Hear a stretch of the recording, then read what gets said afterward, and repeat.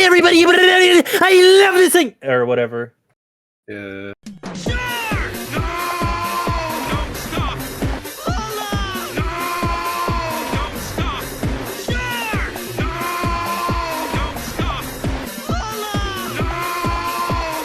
Hello, everybody, and welcome back to our second ever recording of the Gundam Boys podcast. Today, GQuuuuuuX, the beginning. I am joined today by my fellow friends and associates, mostly friends. It's only friends. Without further ado, let's get the introductions out of the way. I'm Dawnbreaker, and I like the movie. That's fair. Yeah. Who wants to go next? I think Wants so. to introduce We didn't really himself plan next. plan an order for this. All right, let's start it again. Start it again. We already Let's start it again. No, let's do it again. Let's do it again. I'm gonna From the beginning. Let's start from the beginning. Okay. Hey, it's me, Dawn. We're here today on the Gundam Boys podcast talking about GQuuuuuX, the beginning. As I just said, Don, it's fine. It's going well. Someone else to introduce themselves. Well, I said let's introduce ourselves, and then it's just like, oh, we're leading into it. It's like, This is going well. yeah. All right, well, I got my introduction. Simp. Hello, everyone. It's Komugi Simp #1 Goon Squad here. No, Furbus, that is a dog. Wolf. No. Oh my god. You could say that this podcast is pretty rough. Wolf. Oh my god.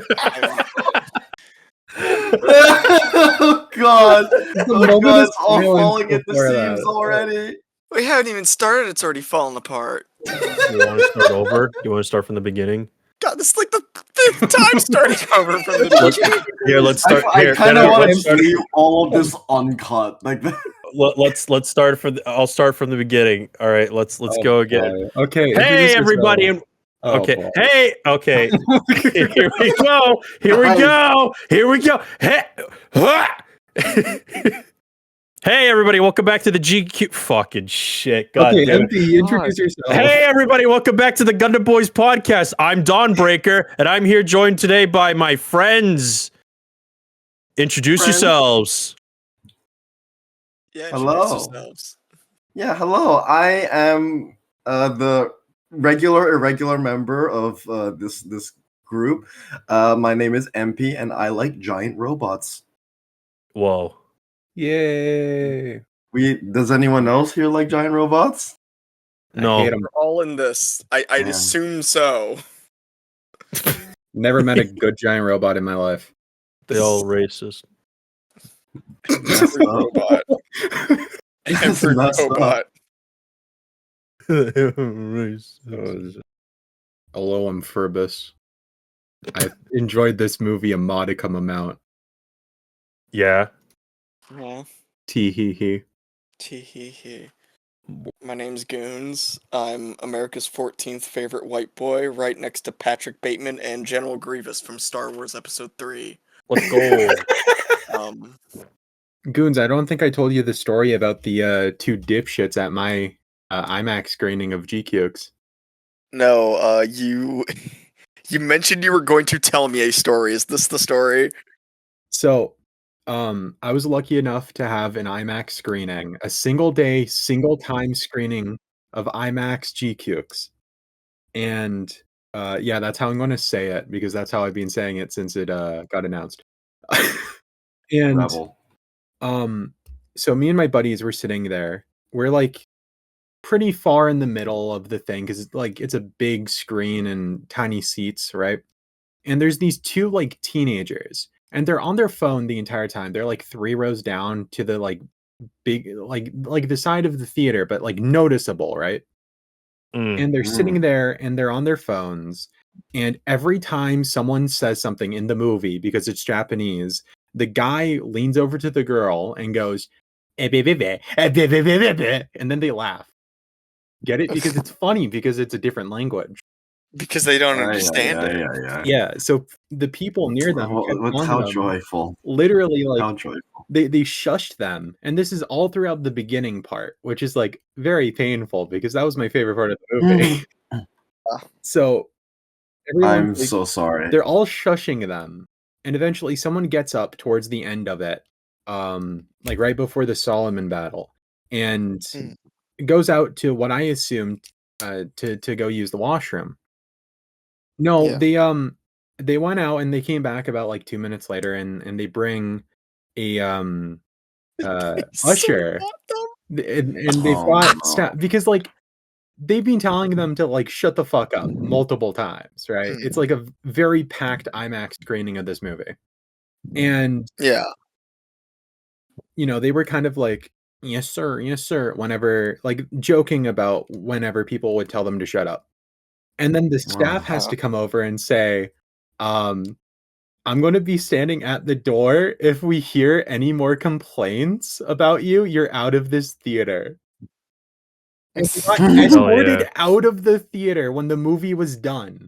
Like, they were the first ones out of the screening right when the credits hit. I saw the person walk over to them and usher them out. Which is the first time I've ever seen that happen at a screening, and I'm very happy that it happened at GQuuuuuuX. You don't fuck with Gundam fans on a Gundam screening. We don't get a lot of them. Gundam We don't get many. Suppressed people ever. We're now for the most suppressed group of all, Gundam. I would not call Gundam fans the most suppressed group. Oh no, definitely not. I'm kidding. I'm definitely kidding. I luckily didn't have like anything like that. I mine was like a pretty small screening because it was just in standard, and so how they did it over here was that Wednesday was all the IMAX screenings. And like I looked, everything was IMAX. But Thursday was just standard. And I was like, I'm not spending money on IMAX. I'm not doing that. So for me, everything was kind of fine in the theater. Not a lot of people there. Where I live out in the sticks, and I guess in the state that I live in, they don't really do like that type of theater event stuff very rarely, and there's only one theater in the entire state that does it, and I had to drive an hour to get there. So getting to the theater was the interesting part. So I was meeting up with my Gundam club. We're the Xeon Remnants of New England. That's the shout out. You guys know who you are. And I was running a bit late because I just had to take care of some things, couple errands, and then I'm out because we were going to meet at the hobby shop that we always meet up at a couple hours before. So I'm going down the road. I'm not like 5 minutes from my house, and all of a sudden I see like this pickup truck come to the middle of the road, puts out his hand to stop me. He's like, "Don't move!" And I'm like, "What the hell is going on?" So I stop, put it in park. I turn the hazards on, and I see two cows coming down the road. Cows? They hopped two cows. If you guys check the stream, Furbus has it on screen because I took pictures of it. I took pictures and video of it. There were two cows. And I'm sitting here, and meanwhile, while this is happening, I had Furbus on the phone because I had like an hour drive. So I'm like, yeah, I'll have Furbus keep me company while I'm driving. There are two cows. I live out in the sticks. That's the problem. I live out in the sticks. I live in East Bumblefuck. Hoboken type shit. So fucking there's just like these two cows, and the guy, if you could see, he's holding the feed bucket. He's trying to get them to come back to the farm, and they're not coming back. They just keep like going, and I'm here for like 20 minutes. I was sitting there for like easily 20 minutes while these cows are just acting like 10 minutes. Was it 10 minutes? It felt like longer. I was there for like 10 minutes waiting for like these damn cows to like get out of the freaking way. And then they start slowly coming back in. I'm like, "Oh, can I go now? Can I go?" And the guy's like, "Don't go yet." I'm like, "Oh my God." So what happens is the black one comes running back out. The what one? There was a brown one and a black cow. Gundam fans never beating the allegations. All right. Let me use the Gundam terminology. So there was a brown cow, and then there was a Titans color cow. The desert colors funny putting this as a desert video. colors 1-to-1 People can just, like, cow. The Basically eco see like Wait, when yeah, you yeah, think about this, it's just non-issue. like when you think about this, just like Turn A Gundam. That's So, the joke you just like made. Turn A Oh Gundam. god. So what happens It is all so the makes Titans sense. the Titans color cow Yeah. comes back out, starts like running towards my Jeep, and I'm like, oh no, is this about to happen? Because I think like this thing's about to like ram my truck. So I have my foot on the gear, like my hand on the gear on the gear shift, ready to put it in drive, and my foot on the gas, because I'm like, I'm gonna kill this thing. I don't care. I need my car. I'm not missing GQuuuuuuX. I'm ready to kill this thing. I'm ready for hamburger. And then right as it like gets so hamburger. close to the grill of my truck, it just like kind of does like a little hop skip and starts like bolting down the road, like really far down the road while this is happening. And I'm just like sitting here. I'm like, can I just get to this fucking movie? No. So then another thing happened while I was waiting for these fucking cows. The back of my truck, like my truck bed's cover, blows off and hits the back of my car. And I'm like, are you fucking kidding me? Because apparently, my dad used it when they came to visit my place. He used it to take cardboard boxes to the local dump, but he never put in the locks to keep that cover down. So the wind like fucking blew it up and over. And I just heard the loudest boom. I'm like, holy shit. Because I thought I thought the fucking Titans color cow came back to like fucking ram my car, and I thought he actually fucking did it. No, so I go, I hook it back up, and then the guy's like, "Yeah, you could go." I'm like, "Thank you." So then I go, and then the drive getting there was pretty normal. Good to know. This is the second occurrence of some like almost car-ending destruction based thing to happen while he goes to see his Gundam club a few months ago. Not a few months ago, it was like a year ago. Yeah. Like a year ago, he's on the phone with me. He's got this like 50-gallon of spaghetti. He's driving to the Gundam club. I got a lot of spaghetti. And I was like, meeting up at a friend's house. Squall comes in, starts knocking down power lines, knocks down a tree, smashes in the front of his car. Yeah, so like a bunch of branches. Yeah, a bunch of branches fell on the car, and I'm driving, and the windshield's like all fucked up, and the fender like broke and was in shreds. And turns out I missed a tree falling on me by like a mere second.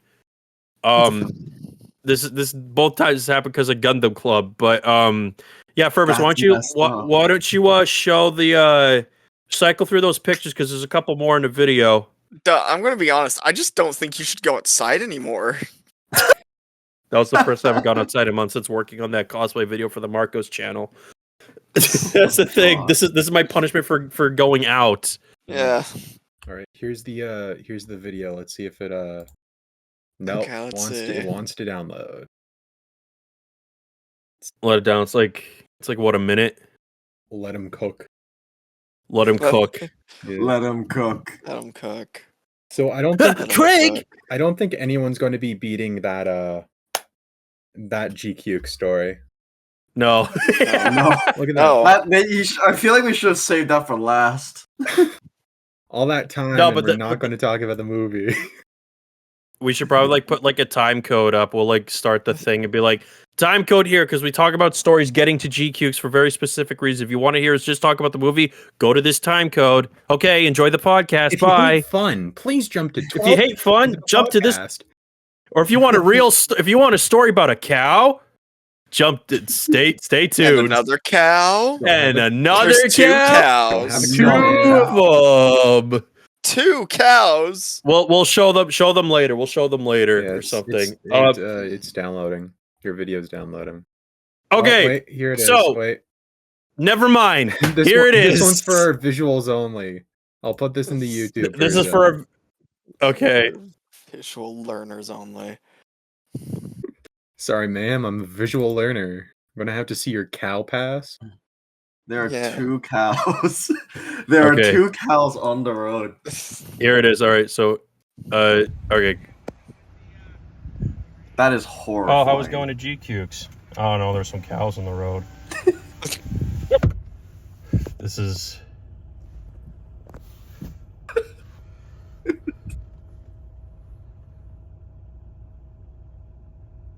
Oh my god. Look at this. Are you fucking. This is chaos. This is great. Wow. Turn A Gundam.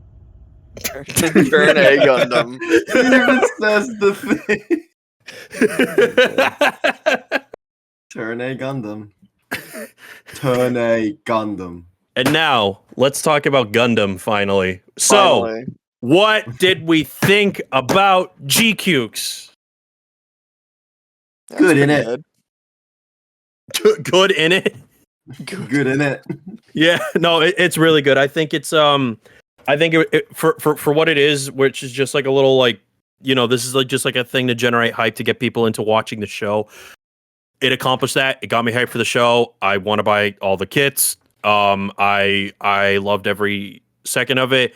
I did. It does feel like, and I think just because of the nature of what it is, it did feel like there was like two different movies. Like we got like the first bit, the beginning, and then like after that, we get like a whole different kind of film that just kind of features something from the previous film. Which kind of makes sense given the fact that you know, spoiler warning, you know, given the fact that like the first half is just like, here's Char and here's how this is the what if scenario if he won the 1 year war and got it with the Gundam, which like, you know, the beginning felt it really felt like a good like just like a quality like piece of UC media, like through and through with all the hypothetical engineering and stuff. Like if the mobile suits didn't look like the way they do by Studio Kara, if they look like Origin mobile suits, what if they looked like Scoliosis patients. if they looked like if they look like what they did in the Origin, I could easily see this being like some weird offshoot Origin thing with the Studio Kara suits. Like, yeah, now it feels like a GQuuuuuuX thing, but like the sound engineering, it felt like it was really good with like invoking that feeling of Gundam, especially with the use of the music and sound effects. Yeah, classic And music, classic sound effects. Classic sound effects. The start of it is literally like shot for shot remake of the start of episode 1 of Gundam. Yeah, like it's Actually, very really like that. Yeah. Yeah, it's very much not just, oh, this is an alt UC thing. This is literally alternate UC 79, like deliberately speaking. Yeah.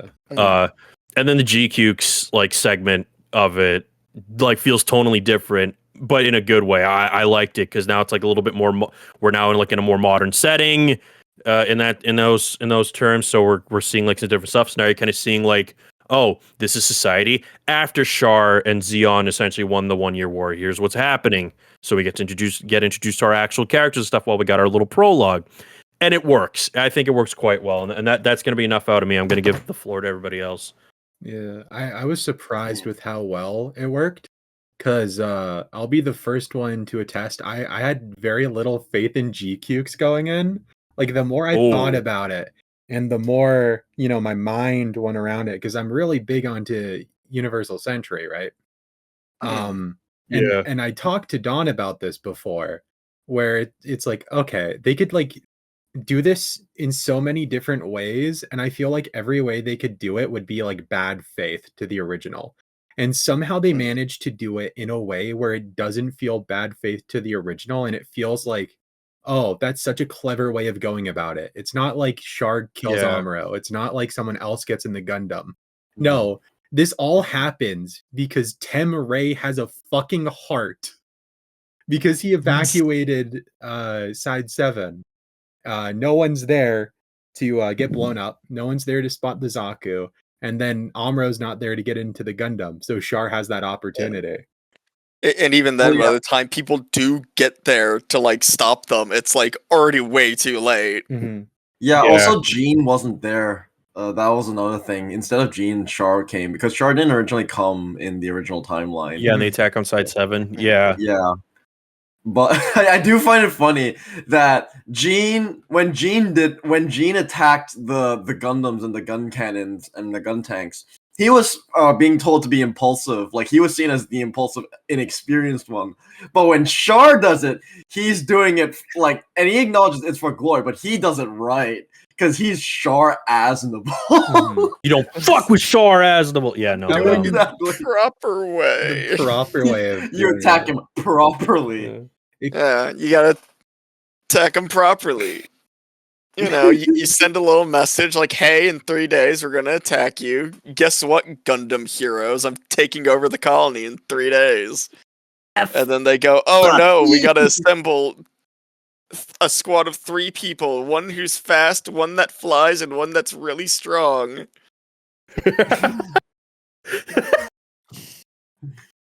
That's how you do it.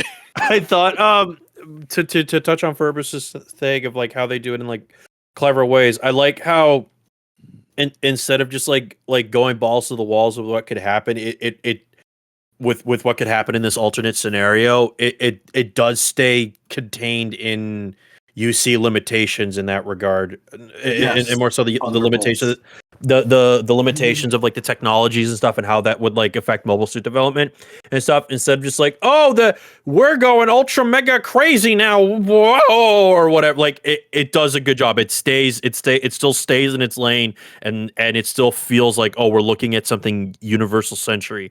Yes, I agree with this. Like, I actually do really agree with this, and the main reason I agree with this is because of Gundam Thunderbolts, which has not done this. Yeah, doesn't Gundam Thunderbolt introduce like Zeta mobile suits like really freaking early? Yes, Yeah. and Xeon is using the perfect Gundam.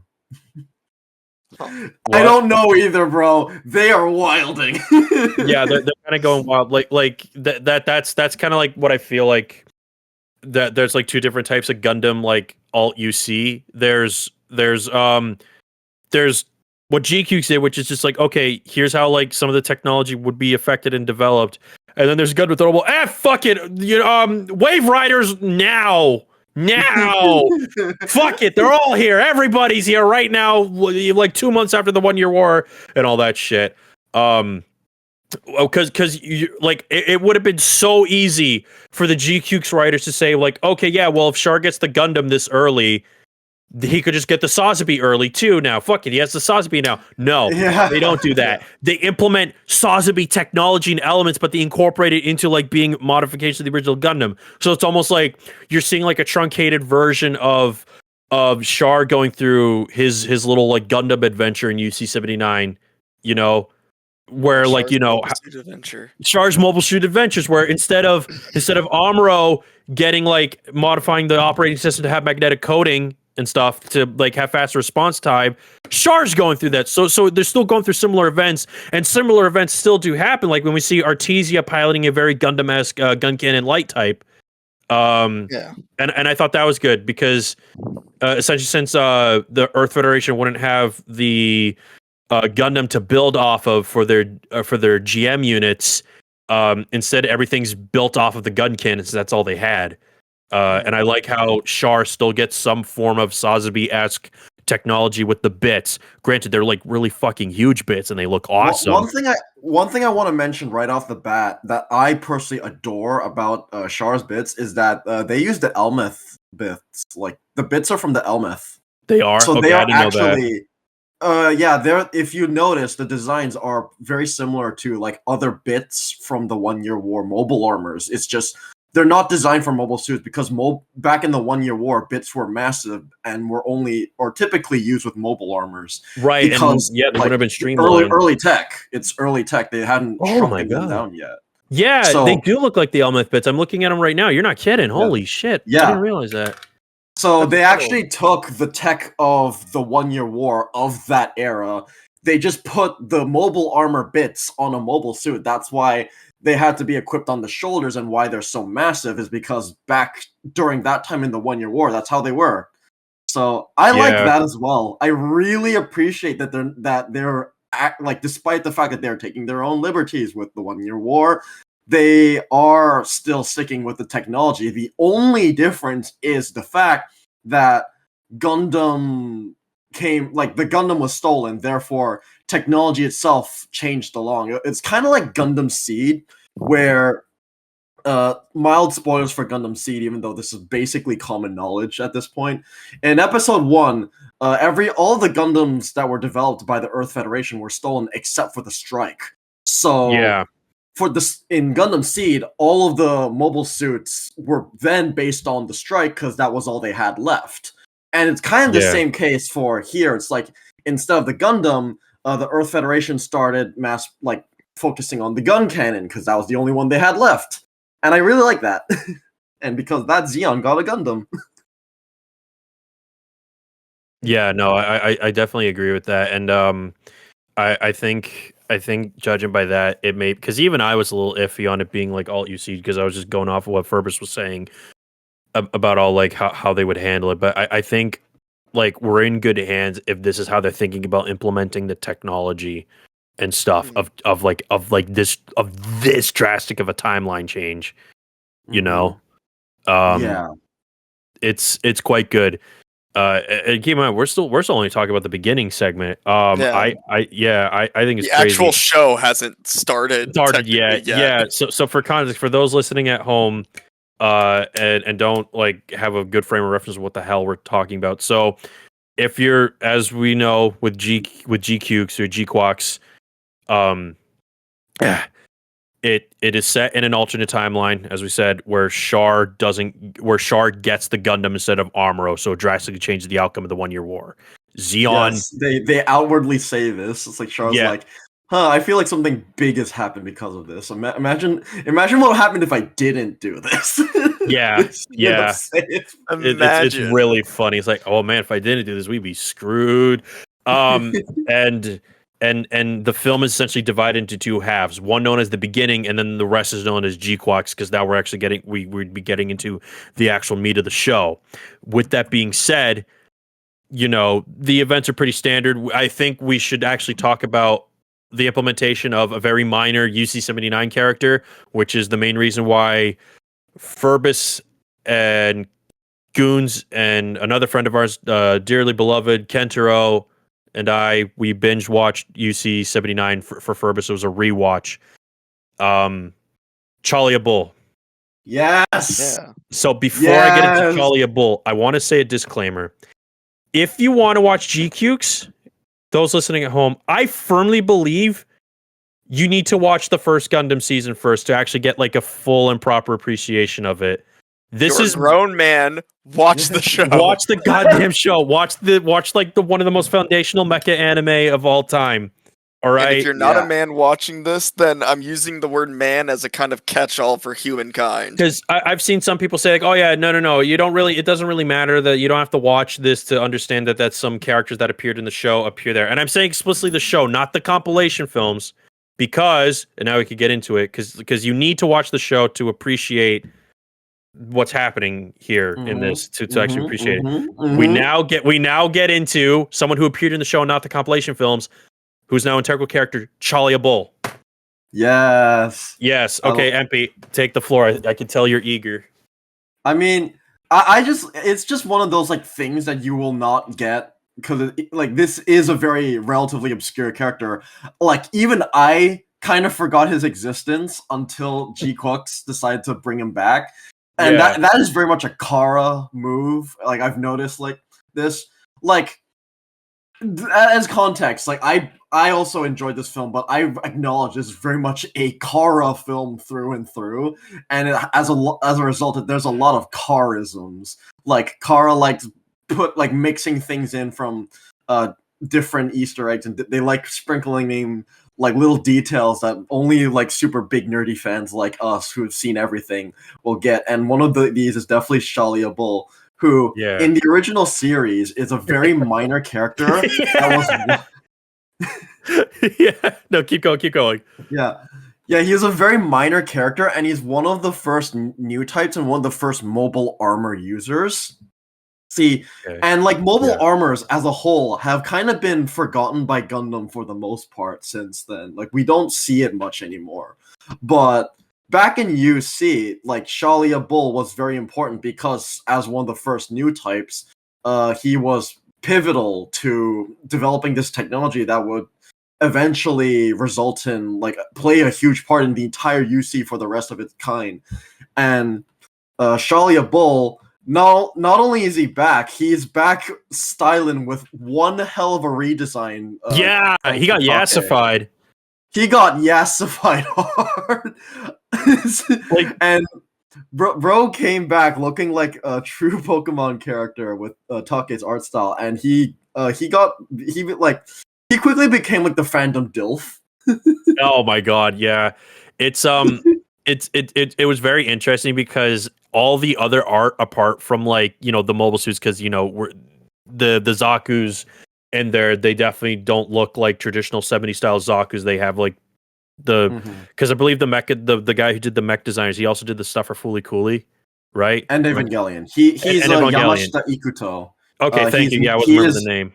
Yeah, Ikuto is specifically Kara's mechanical designer. He does Evangelion, he does Fooly Cooly, and he likes sort of like really lanky and curvaceous designs. Let's say Yeah, that was very much present in that for the mech designs, especially with the Federation suits being like lanky, and eventually the Gundams being lanky, and then the mobile suits being very like curvy and like having a lot of like rounded armor and stuff. Mhm. But setting that aside, like apart from the mobile suit designs, all of the art very much looks like original Gundam, with the exception of Chalia Bull. Yeah, who very much like, because you have like really classic 1-to-1 Char artwork and then just yassified Chalia Bull. Yeah. He looks so different. I barely recognized him at first. I was like, "Oh yeah!" The only way you can really tell is his hair is still blue, which was a special thing for him back in the original 0079 anime. But also his iconic mustache, because Shalia Bull is very much known for having a big bushy mustache. Yeah, and they kept that in his redesign, and I'm proud of that. Yeah, they upgraded. He got a beard too. Yes, yeah, he's got like kind of like a goatee thing going on. I'd like to believe that in canon, because Shalia Bull had to leave Jupiter earlier in the timeline of the UC. I think that he had like one really good spa day before he headed back to Zeon. He just he got a facial, he got a mani-pedi, he got a Psycom link. And then he was sitting in the bathhouse just like having a good time. Like, yeah, because when you look at the original artwork for Shalia Bull, it's like, oh, this is Grandpa, and then you look at the artwork for new Shalia Bull, it's like, oh, this is Daddy. Yeah, because he's supposed to be like he's in OG Gundam. He's kind of like the in between of an old type and a new type, because he's a new type through experience, because he's gone so far out in the solar system.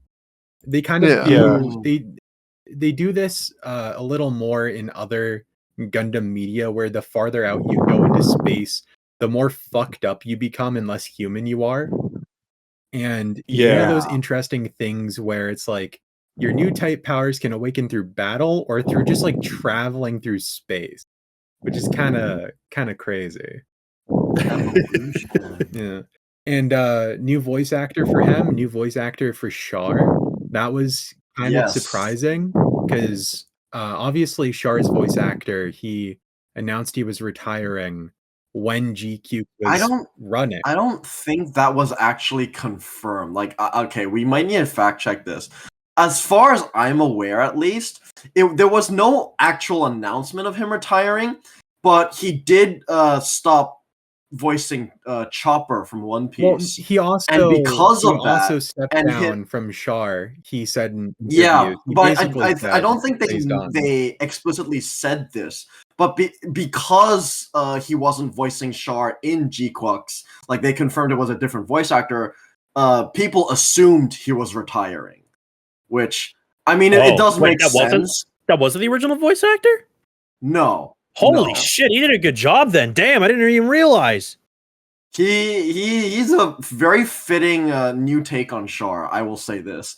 I will always be a massive fan of the original Char voice actor, but I think this new one is really good, and I'm excited to see more. Completely off topic, and this is so off the wall, but SH Figuarts Ultraman Cosmos literally just got announced, and I'm scared. I'm scared. What the fuck? What the fuck? It literally just got announced. Cosmos literally just got announced. I am gonna be poor. Oh yeah, there it is. And back to GQuuuuuX. And back to GQuuuuuX. So Char's new voice actor, at least in GQuuuuuX, is Yuki Shin, who hasn't done Yes. too much, but he has been in a lot of stuff. He's gotten Yeah. some key roles in different things, and it's very noticeable if like you're a Char head that it's a different person, but it's a much younger and kind of more brash take, which I think fits this interpretation of Char Yes. because the way he talks and the way he schemes, it feels kind of like the novelization version of Char more than it does the original anime because he's a little more opportunistic. That is a very good point, and that's also another thing Carl really likes doing is that they like taking in things from alternate interpretations, like how Shin Kamen Rider, despite technically being an adaptation of the Tokusatsu, takes some elements from the manga as well. Takes a lot from That the manga, lines yeah. up. You're right.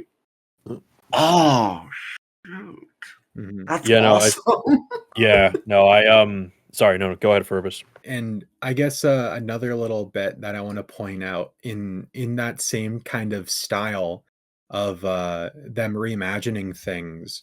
This happens a little later on, but when Machu has her little new type flashes and she has her little ascending moment, we get a little new type chant, and she hears a voice calling out to her. And in the original Gundam, we hear a chant of Lala because it's Lala Soon Mhm. calling out, right? But in this Mhm. one, it's Shuji's voice actor, which is very interesting, and Oh. I really liked that Oh. detail. Oh. Another cool detail is that through having a white Haro like that, they're sticking by the canon that Haro was just a toy that Amuro bought and not a robot developed by him. Mm. Yeah. Unless in this timeline he also developed Haro and then mass sold it like he does in Zeta. But I don't know. I was It was a cool I- little thing. Yeah. So I think so we talked about Charlie Bull because now we're just talking about the beginning right now. So we talked about Charlie Bull, we talked about mobile suit technology, the designs. Do Oh we yeah, get Charlie and Bull also became a best friend of Char now. That's ins- another change. Yeah. They instead became best of friends Yeah, forever. instead of Garma, he takes the place of Garma and Lala in this? who left the military? Garma left the military, which an is interesting very fact. nice Yeah. because he probably left to marry Islena, and both of them don't have to die brutally. Yeah. Yippee! Yay! Who would have guessed the biggest changing point in the war is one guy leaving the military to go have sex with his wife? That's what we all fight for. I was kind of sad though, because as we're going through like the fast forward of the 1 year war, and it's nice that it still stays as a 1 year war because obviously they're pinned in for 9 months already. The next 3 months Yeah. are the decisive factors. Mhm. Dozel Yeah. dies, but the Big Zam gets mass produced. Rest in Yeah. peace, Dozel. Solomon. A lot of big Zams get mass produced. Yeah. we Yeah. see You make a lot of four those them, suckers. 4 or 5 of them. That is their army at that point. What am I? Yeah, what I am I mean, members of the Big Zam was indeed mass produced. What am I? What am I? Members of the club did the obligatory "Oh hey Big Zam" joke that's become a meme Oh, if hey, you Big if Zam. you recall. Yeah, exactly. So yeah. Anyways, Yeah. So 1 year war, we're getting flashes, we're getting different things, and it's interesting how the battle lines get drawn differently because they don't campaign through America and Europe, and the Earth Feds, they've basically lost half of the planet and most of their space colonies, and even Granada on the moon, the main crater, that's Cassilia's domain because she through some fuckery takes over it, and it's very interesting how instead of okay let's drop another colony on Earth, it's okay let's push Solomon, our own type of thing that the Earth Federation takes over, because in the end they still take over Solomon, which it would be interesting to see if Artesia had a hand in doing that. Because Dozle does die, so probably tragic. Yeah, I mean, we never even see him in the film, Mhm. sadly. Yeah. I wonder if that's going to mean that Mina will allow zombies around in this timeline too. Oh, Yeah. very interesting. So now we're kind of slowly shifting towards the end. So I think we could start talking about, because we were talking about new type flashes and stuff. The Zek Novas, which is basically early access shock, but then more importantly, I wanted to briefly focus on the idea that Artesia took up the mantle of piloting whatever the Earth Federation would have to equivalent of a Gundam after Char stole it. Mm-hmm. I think it's very interesting that instead of Amuro being there, it's Artesia who takes it up, considering she was like starting to pilot the core fighters and then the upgraded core boosters. If you're watching the film, or the G armor in the show. I like that design. I like it a lot. I like how they still like, it's okay, we still got a Gundam, right, guys? Right? Yeah. Yeah. And I think it is. I think it's very interesting. But now that was very brief. Let's talk about the big flash. Who wants to take the floor on that one? They did go and this is another thing that Kara does a lot, but you can really tell here. They go through it really quickly. They basically skip from the beginning of UC to the end of the 1 Year War, and we get to even further into like the final moments of the war, and essentially like Char has to protect Granada from being blown up by the Federation, who have pretty much admitted that they've lost at this point, and they want to basically just take Zeon down in a suicide mission. It is basically let's be real, it's Axis too. Yeah, it's early. It's- That's why I call Zek Nova's early access shock. Yeah, it's literally just Axis again, but wait, like 1 Year War flavored. So Yeah. this time it's Char and the gang who have to go to what was it? Abawaku or Loom? That was No, it's Solomon that's getting Solomon. pushed in. Solomon. Yeah, because I forget names, the but Earth Federation, they captured that, and it's like their only push because they're off the moon. Anaheim's probably fucked at that point.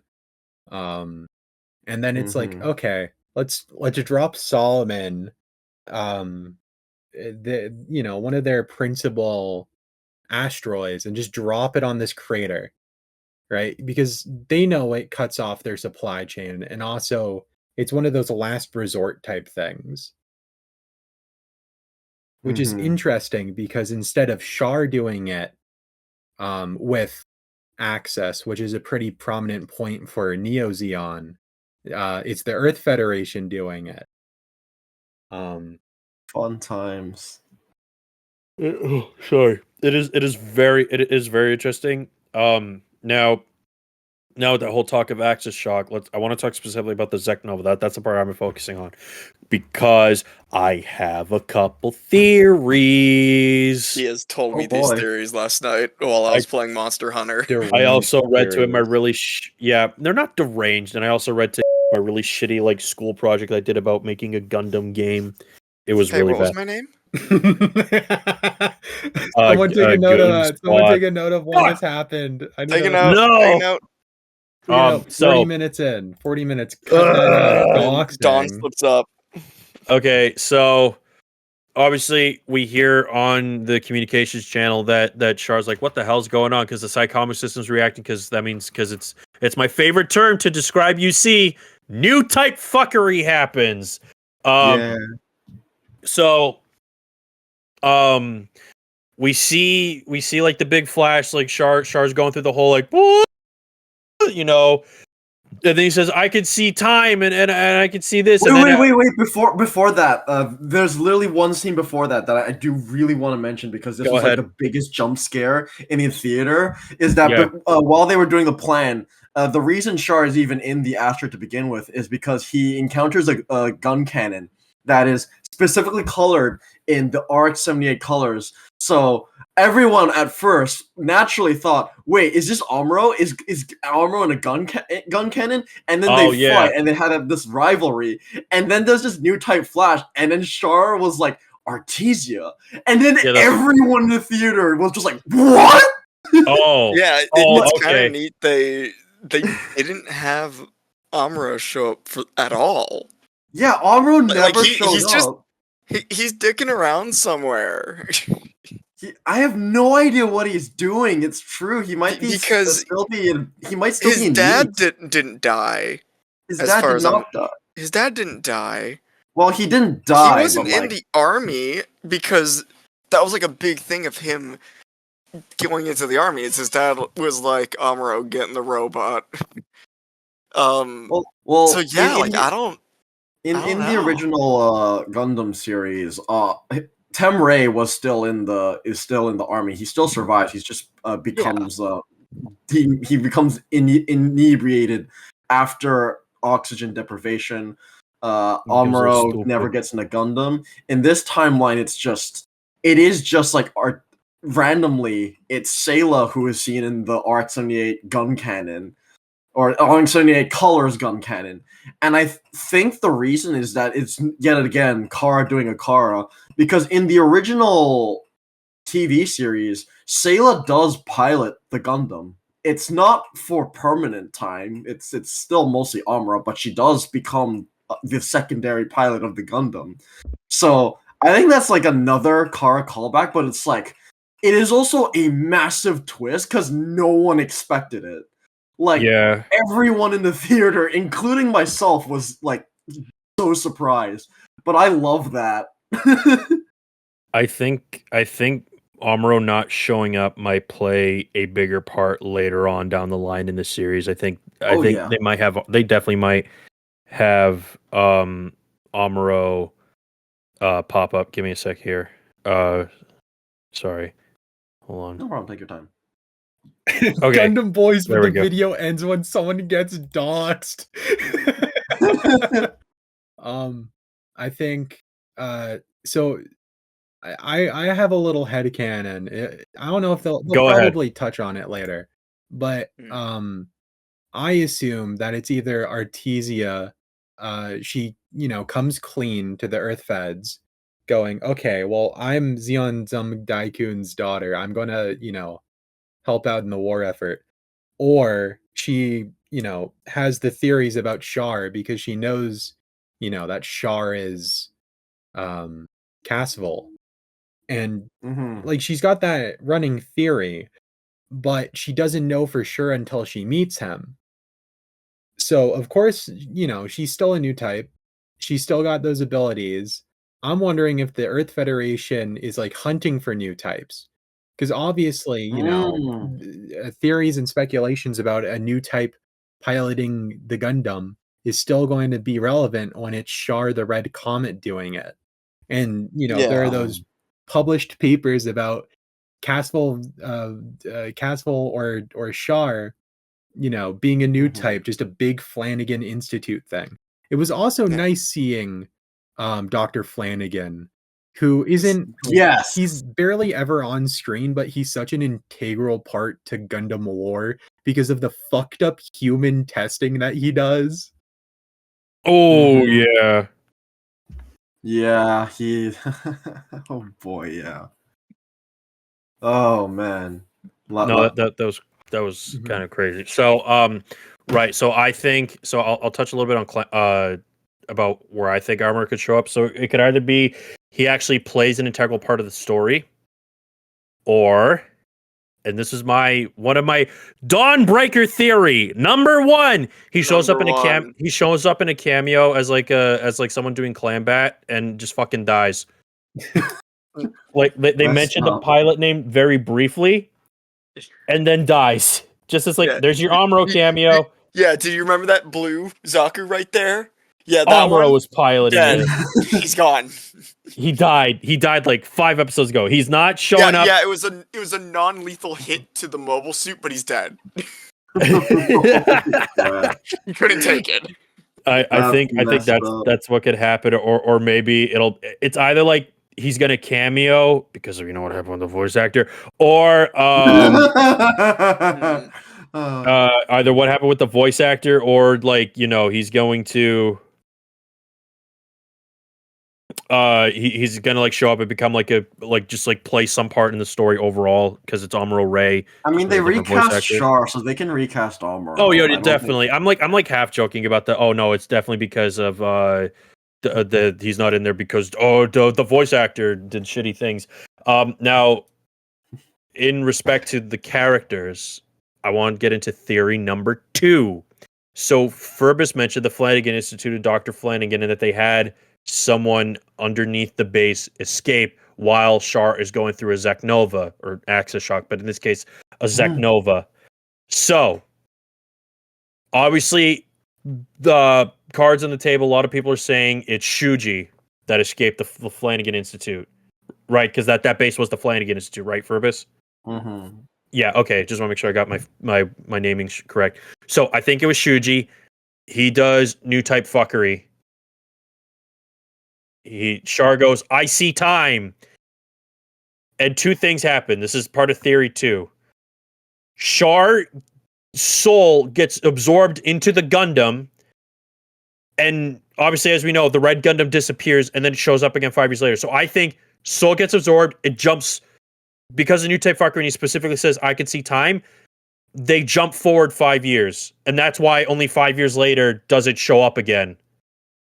That's why Charlie Bull's able to find it wandering around or whatever. That's why Shuji's able to communicate with it by saying, oh yeah, the Gundam says it wants to fight. The Gundam's saying you should run from the cops, right? So we're kind of getting a bit of that exam system-esque technology from Blue Destiny. Now, the other theory I have is that somebody else actually escaped the Flanagan Institute and the show wants us to now think it's Shuji if we were looking at it with the critical lens. I think because of new type fuckery, because they haven't explicitly done time travel. Furbus kind of shoots down both of these theories, except the part about Char getting absorbed into the Gundam soul, mind and soul. I think that Shuji did new type fuckery 5 years in the future.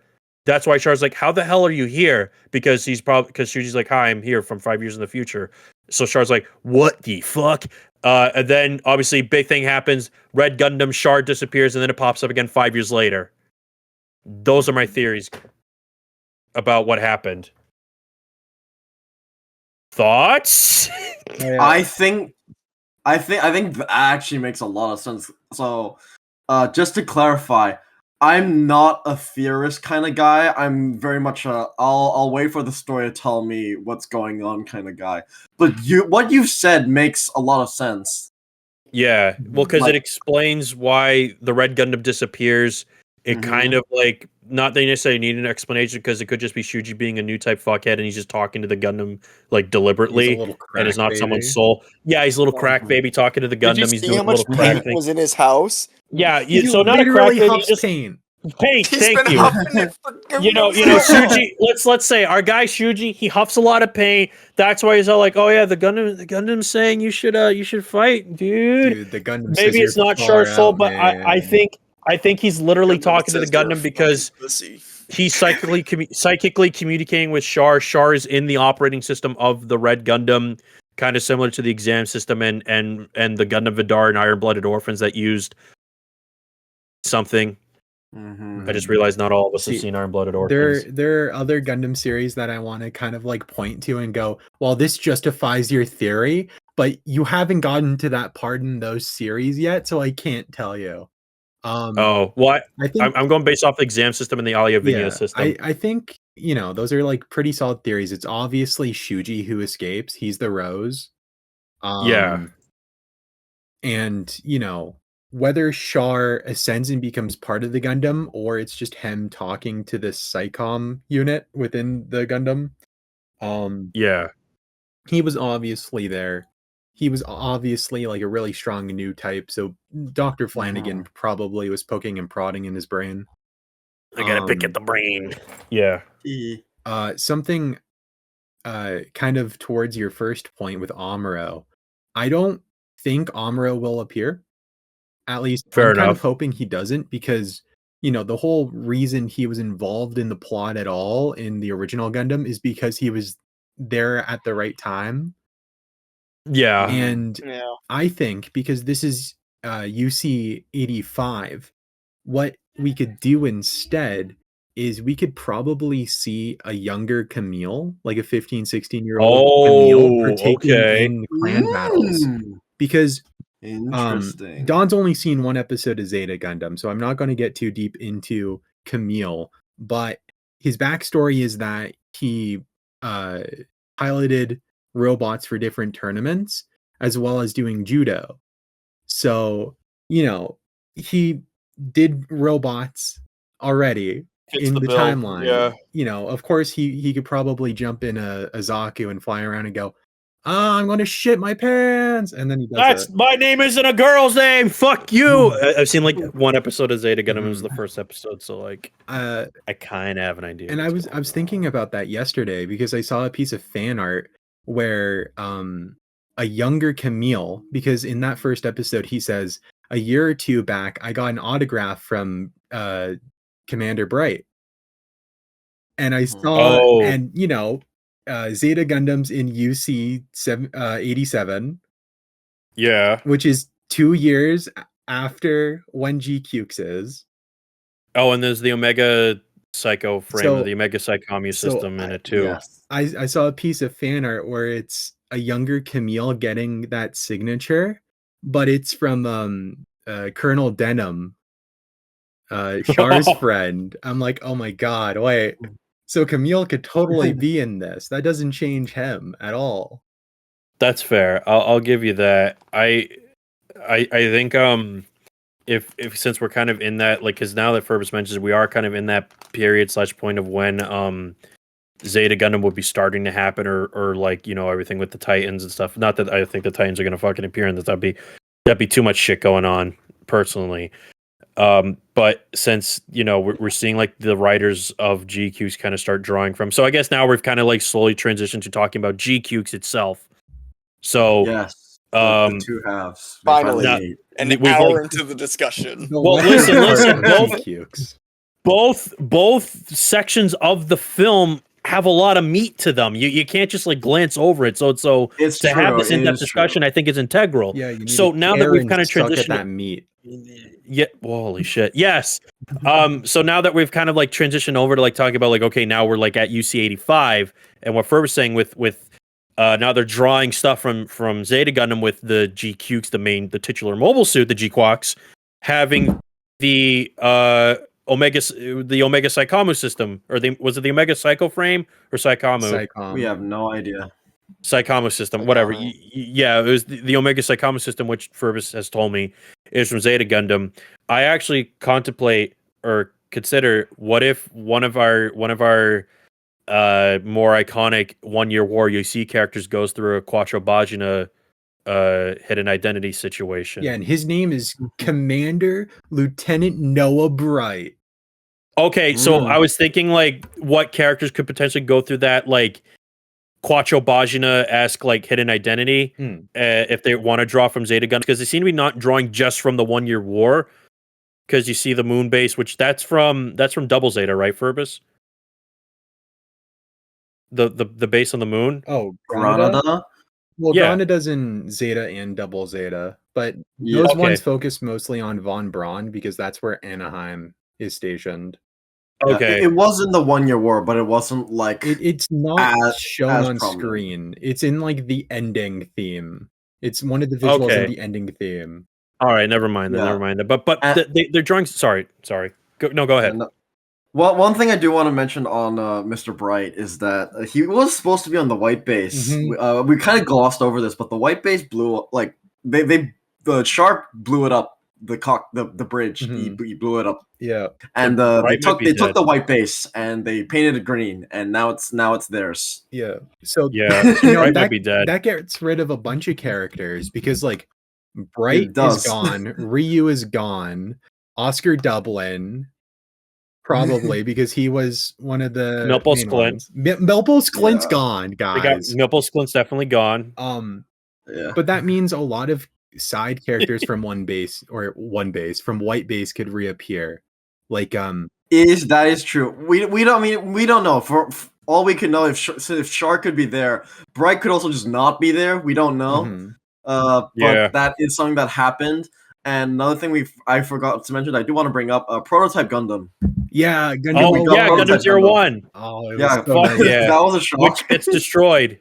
It does get destroyed. It's That was our tragic. last Gundam. That like if Shard didn't destroy that, there still would have been like Yep. just two Gundams fighting each other. But yeah, I nearly Um, jumped out of my seat. That was so beautiful. I need them to do a model. I don't care if it's P Bandai. I'll pay for it. I need Oh, no, I'm gonna- that I'm gonna so try and get bad. like as many kits as I can of like the mobile suits and stuff. So I don't care if it means I gotta buy a P Bandai variant of the Red Gundam that has the 6 bits instead of just the 2. I don't give a shit. I'm doing it. Mhm. But now jumping forward. Now we're actually in we're jumping UC85. back. We're So, jumping. Well, yeah, but we jump we're, back. we're jumping okay, back, never but mind. now we're jumping back. So Forward. we're We're quantum leaping. We're quantum leaping to UC85. Wild. You never So- made the leap home. So, in this timeline, we see Mirai's fiance because he Right. appears. We He's the president's aide for Side 6, which means Mirai is probably stuck in a loveless relationship with him, and that's how we get Oh, fucked up Hathaway. Or We're getting Hathaway's or she, flash. or No, she pulled major girl boss and got the fuck out of there and hooked up with Slager Law somehow. oh, Because She's Slager's got probably choices. around still. yeah, because you didn't pull a Mm. Mula Flaga. And then if you That's think true. Or about I guess it, he pulled a Slager. because of what happened, you don't get a Gundam narrative. You don't get the unicorn because those are No. built off of the RX-78. You don't get You don't get the, the Alex. War in the Pocket. Mhm. Yeah. Would Blue Destiny count? Yeah, no Blue Destiny. So no exam system. Well, there's not in the way that we think. it's probably early enough in the war that the ground Gundams never get deployed. So that means no Mm. 08th MS team, which means the villain MS from that probably doesn't exist either, because they say flat on, we're not developing any more Xeon mobile suits. We're focusing on figuring out what the fuck the Gundam is, which means And I guess no Akidai, Yeah. no Zagok, no no Doms. Delgoog. Horrible timeline, actually. No, no no Doms. But you get the Big Zam though. Yeah, We do get Big Zam. Big Big Zam. Zam, Big Zam lives! dog. Yeah, so I think it's pretty much safe to say nearly all branching series and side stories do not happen as a result of Char taking the Gundam. Which is one I think way this to is a- clean up UC. That's one really interesting way to do it. So, which kind of gives them more like free reign to operate in this new timeline to do like really interesting things with its story. Mhm. A story in which well, we have not talked about at all. We are talking about Yeah. it now. Let's talk about what UC85. happens in the UC85. story. So we don't. So, So, we see. Machu? We start with Charlie Machu. Okay, let's talk about Machu. Let's talk about Machu. What do we think about her? I think she's great.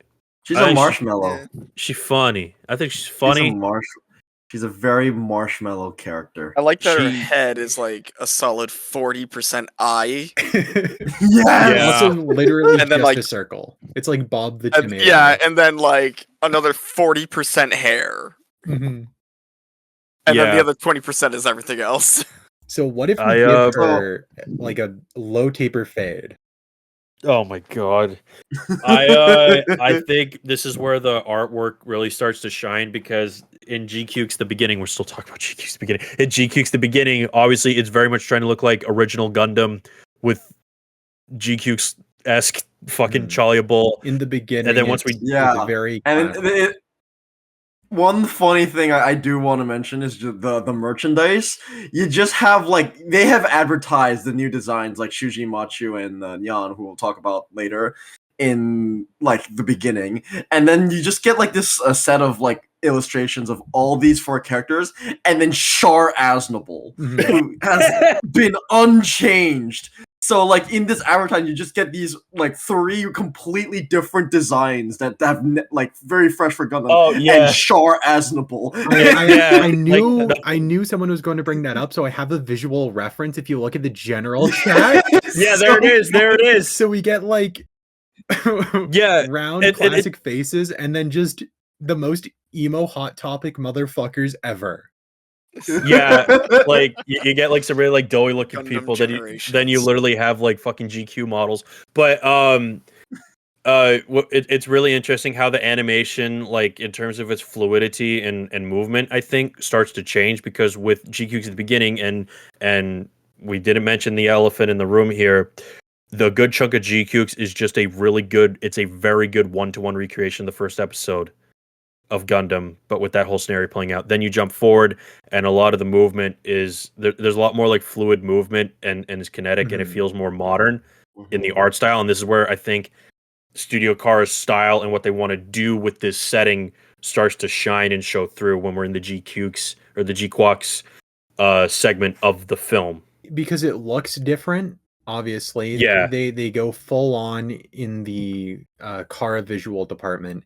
It sounds different too, because you get a lot of atmospheric noises. You get footsteps, you get rain, you hear cars zooming. You get a very busy, almost modern city life aesthetic in the space colony.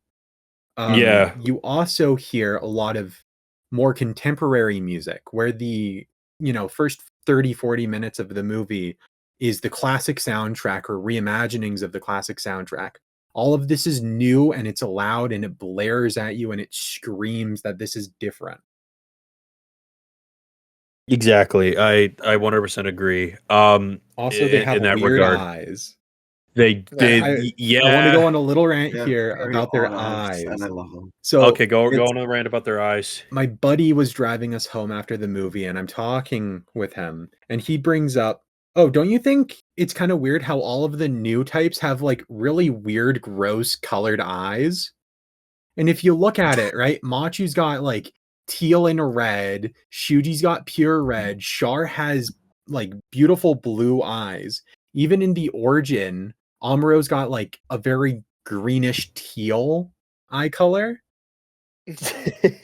Because they can see beyond the time. Whoa. Living in an independent I don't know if that's motherfucker. intentional. Because they're going a lot of like we see a lot more of that new type space, or the Kira as she keeps calling it, right? Oh yeah. The sparkly dimension.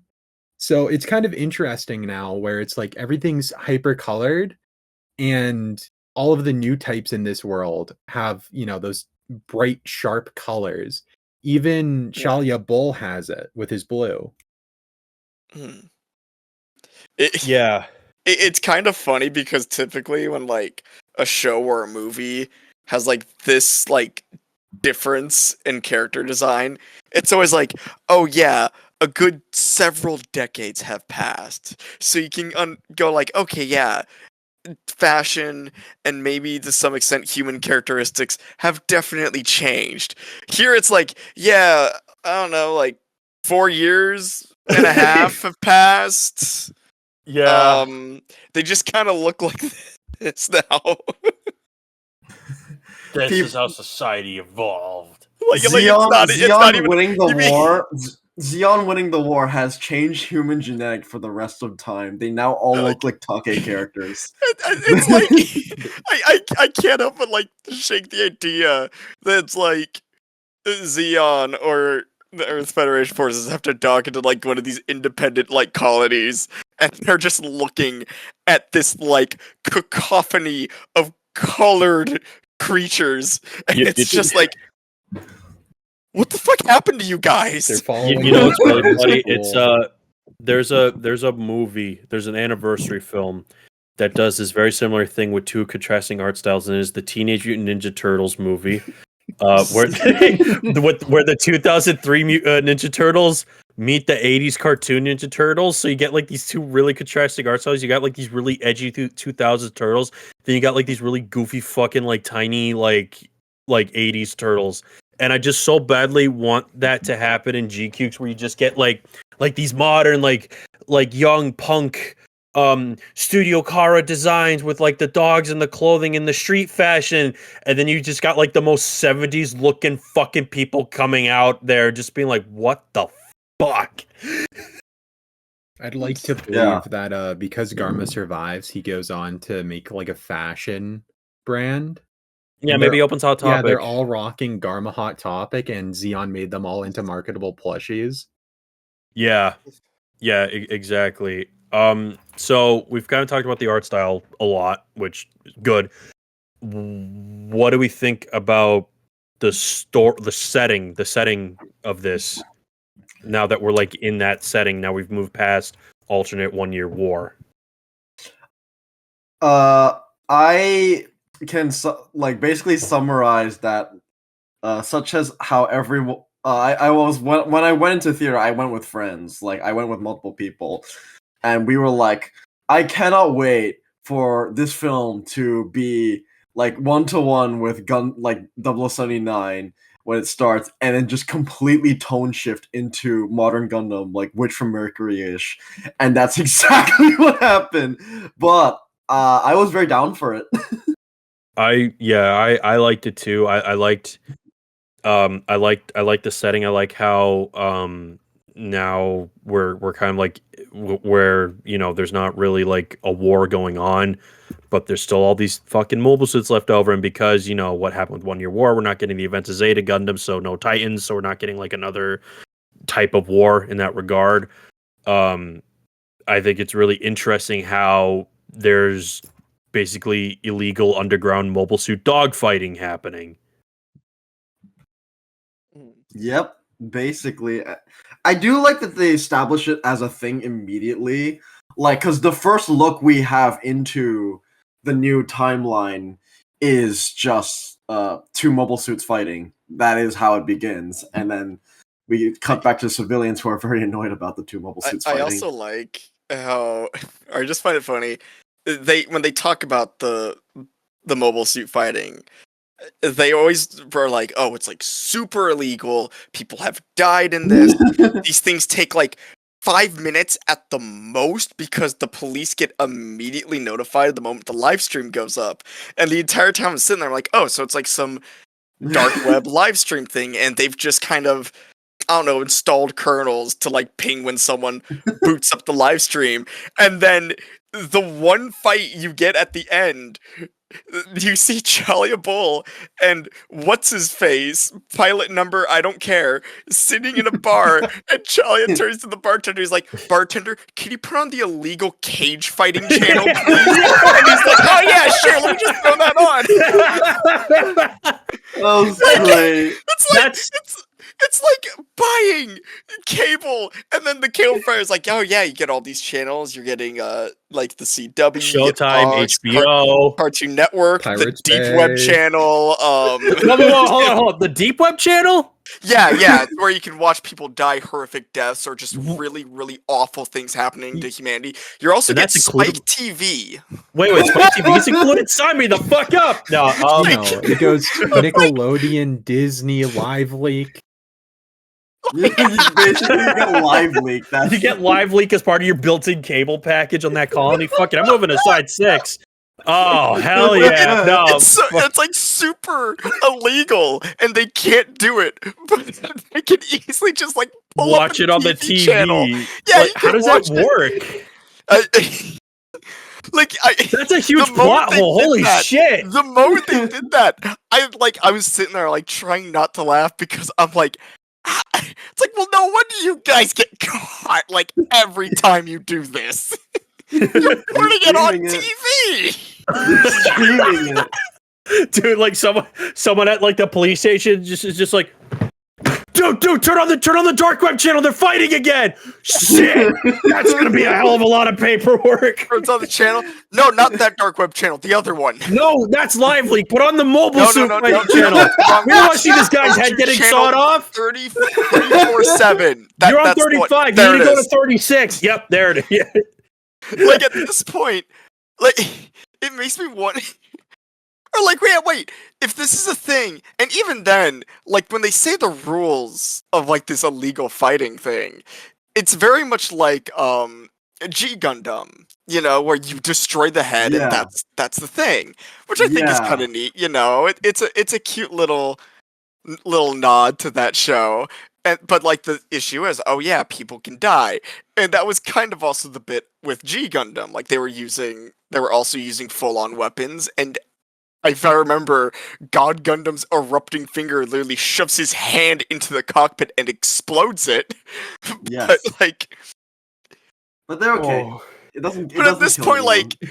like, why not just, I don't know, try and make it legal? You guys seem to have rules, you know. You just got to get rid of, you know, punching below the belt, and you've already got a TV channel. Shit! You just got to get it cleared by the feds. Oh. Dude, just WWE this shit and you'll be fine. So, I'd like to think this is the. I can't believe I'm going to say this. I like to think Clan Bat in Gundam is like the next logical step to Gunpla fighting. Oh, it all I goes do- back to you and build fighters. I love build fighters, all I right. do hope we get more This is unique like designs. Yeah, Because I think back to like Witch from Mercury and how like very early on, I don't remember what episode, but like towards in one of the episodes they have this bit of showing all these other Gundam fights happening, and you're seeing all these cool Mobo suits and how they work. And even in those early episodes, it played a bit of a formulaic kind of monster of the week thing where you're seeing different suits and different fights and all that. We're like here, the only suits we really have seen, like outside of our two main Gundams, is the Zaku and the Big Zam and the gun cannon. and all So of I'm the curious variants, if like yeah. if we're going to get like genuine like interesting designs, or if it's just going to be, yeah, I painted this Zaku purple. I think like we the color. will. We're gonna get a Purple. lot of Zakus. Well, we're definitely gonna get Zaku's, but I think just solely based on the logic of like the show is also gonna be pushing like model kits, without a doubt. Yes. That goes without saying. So I don't think we're just gonna get a line of like different colored Zaku's. I think we're just kind of starting small in these first couple episodes because we're trying to give that focus to. Right now, they're trying to sell us on buying kits for the fucking Yeah. the red Gundam and the GQuuuuuX. Mhm. That's Which our my local think about it like store- this as well. To have multiple recolors, redecos would be really good for model kits. Should they decide to make more? Well, I mean, that's why they This is have. also true. That's why they announced the Mhm. green regular Zaku, Char Zaku, and then the police Zaku. Because we already have three of them. Yeah. So. Yeah. Plus on Already the got, like, 3 Zakus. mhm. And we have the two colorizations of the Gundam, plus the GQuuuuuX, and then on the product listing page for GQuuuuuX on the website, there are also 4 slots that are reading as tentative name A, B, C, and D, and those come out in May, 2 in June, and 1 in August, which means we're going to probably get either UC reimaginings of mobile suits, or we're going to get brand new mobile suits a little later into the series. Because if clan bats are so illegal and mobile suit development kind of like, stopped after the Earth Federation lost, right? Because, all progression of let's make new mobile suits stopped. That kind of cuts off Anaheim and Xeonix funding. So they probably don't have enough drive to, keep starting wars and keep making different mobile suits. It'll be interesting to see what those ones are. And I think that it's probably going to be something wholly unique. Yeah, I do want to see more unique designs like the GQuuuuuX, like that we've never seen before. Yeah, And I like that is also another thing that I want to mention is that there is a chance for things to go in an entirely different direction because one, we have Yamashita Ikuto, who is known for making more humanoid designs, and that very much does go through the case. But at the same time, we are potentially looking at an entirely different way of having these mobile suits designed. Because while the Red Gundam is technically like the ESFF Gundam modified by Xeon, the GQuuuuuX itself, they confirm it immediately. It is a Gundam. It's the Gundam QuuuuuuX.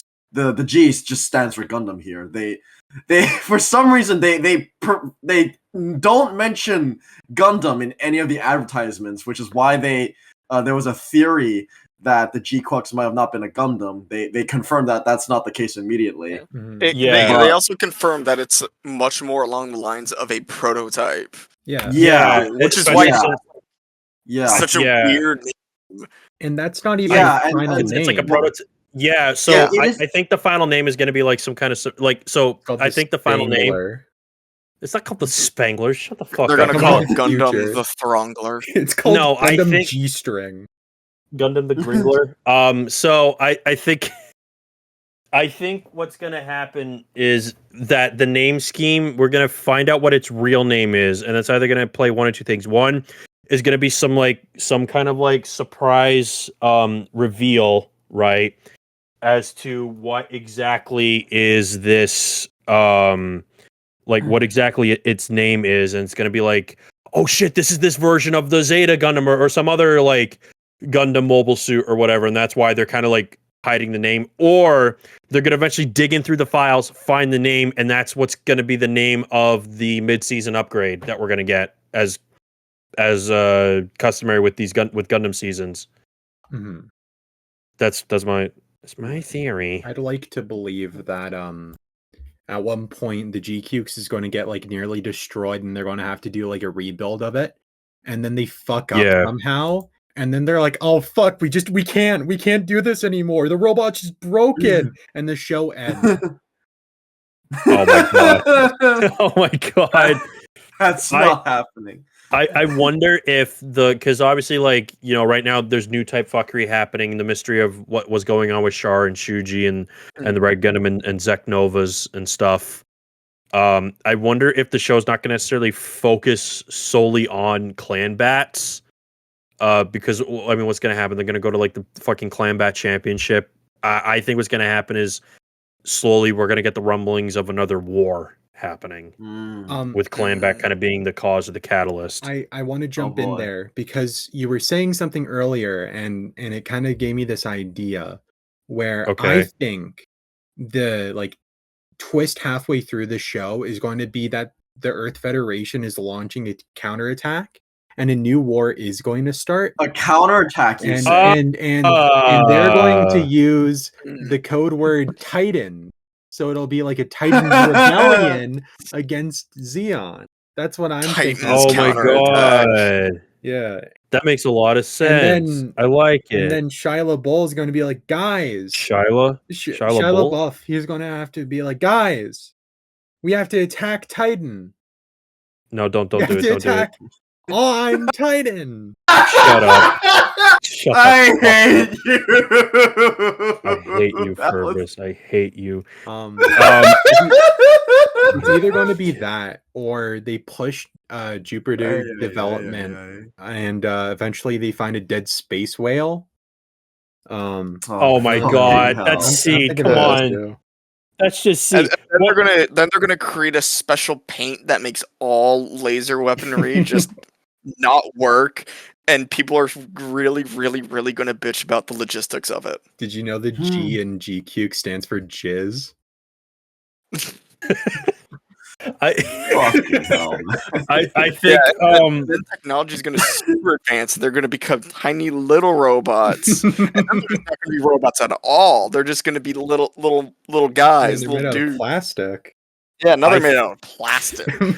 although I do think though, I'm gonna explode. touching on Furbus's joke here, I'm going to call it a partial joke because I think there is some validity to the statements that he's saying about that maybe the Federation, after they withdrew, is now going to try a counterattack, right? And then they're going to be the Titans because obviously, like, with the introduction of the Omega Saikamu system in this timeline, that we are going to be once again touching on some Zeta lore, or like just like now, okay, we did our take on 1 Year War, now we're going to like try and twist this into our take on Zeta Gundam, right? Because since the 1 Year War happened the way it did, a lot of the Gundam side stories are kind of gone. And now it's like with that wiped clean, they could kind of like do their own version of Zeta Gundam, which leads me to my next point. We were talking about other characters, or I was thinking about other characters that could appear. Obviously, they talk about Artesia. He runs into, Char runs into Artesia. Artesia might show up. But I think if they are touching on Zeta lore, there might be some scenario similar to, if Studio Car likes to draw from media, something similar to these characters going like one of these Universal Century 1 Year War characters going through a Quattro Bajina hidden identity type thing. I was saying this earlier. It could be Amuro, maybe, but they probably won't bring Amuro into the story. I don't know. Maybe they will. It could be Artesia. Most likely Artesia. We'll probably run into Artesia, or it could be one of the other characters. Oscar Dublin. Fuck yeah. Oscar Dublin. Yeah. Oscar, get that Dublin. But I definitely think that there is something more to this than just, okay, 1 Year War happened, this and this. Now it's clan, now it's legal mobile suit dogfighting. I definitely think like the natural progression is we are now going to get like the next what we're seeing is the rumblings of what the next war is supposed to be. I think you're onto something, because it is Zeta Gundam's 40th anniversary this year, and they haven't announced basically anything except for like, oh, we're selling t-shirts. So I'm thinking this might just be like a sleeper reimagining. They're gonna announce the Master Grade Zeta Gundam Verka 2.0. This is how we, Big Zam shows up, and what we can assume is going to be episode 1 of the show. So does this mean we finally get a modern Big Zam kit? No. God, please. We never even, the only like Big Zam kit we have is like in 1/40 scale. But anyways, 1/500th scale. There is an SD as well. Yeah. Cool. I think maybe one of the mid-season like rivals they have to fight, it's probably going to be a gold Gundam type. Like the Hayaku Shiki. And Okay. then I think one of the final bosses is going to be a Gundam Big Zam mashup, because there's some reason that the Big Zam still exists, right? That Dozel still pushes forward with the Big Zam. And I think that's how we're going to get our Psycho Gundam of the season. And it's going to be fucked up shit that I can't get into because Don and Goons haven't seen Double Zeta. But if you know that one character, then you know that one character that they like to merchandise, then maybe some shit happens there. That could be interesting. Touching on what Furbus is saying about like this like sleeper UC reimagining, I think that is what Studio Kara is trying to aim for. At least that's a feeling I got. That overall, it's not just their reimagining of original Gundam, which is what we got in the beginning, right? Maybe Bandai was like, okay, you got to do more. We can't just have like a redo of 1 Year War.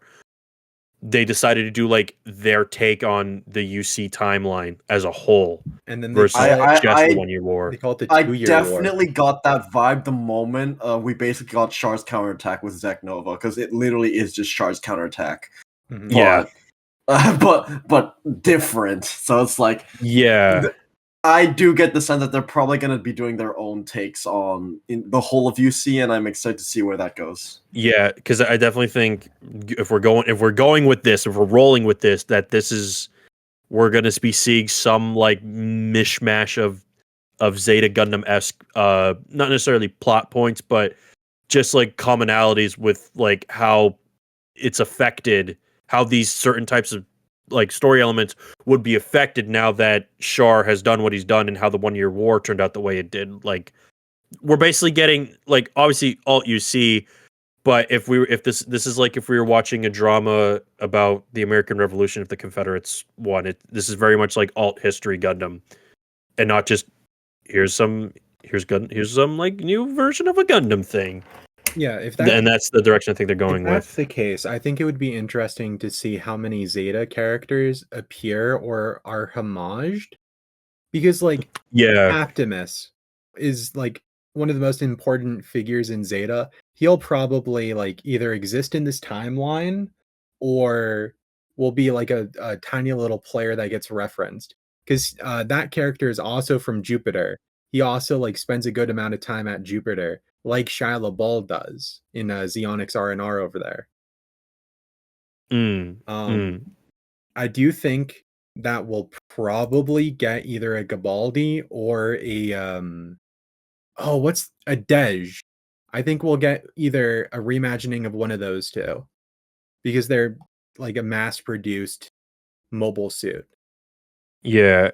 And I don't necessarily think that because have they confirmed how many episodes are going to be in this season? Is it going to be like Witch from Mercury, where it's like one Gundam season, but they split it up into two 25-episode chunks as season 1 and season 2? Well, Witch Do we from know what the Mercury episode? was two 12-episode seasons. Yeah. So This one's Oh probably going to no! be smaller. here's the thing. We don't know what they're planning on. Yeah. Usually Gundam series are typically 50 episodes. Okay. The main exceptions, even like nowadays, I'm pretty sure is like the build series stuff, which are just 25 episodes. Yeah. Or yeah, the build series stuff. But in terms of main series, we have G Reco and Witch from Mercury. Iron Blooded Orphans got the 50 episode treatment, which in my opinion you should get for a Gundam series. Well, I think you could do it properly in a smaller runtime. It's all about who's at the helm. Because like 08th MS Team was what, 13 episodes?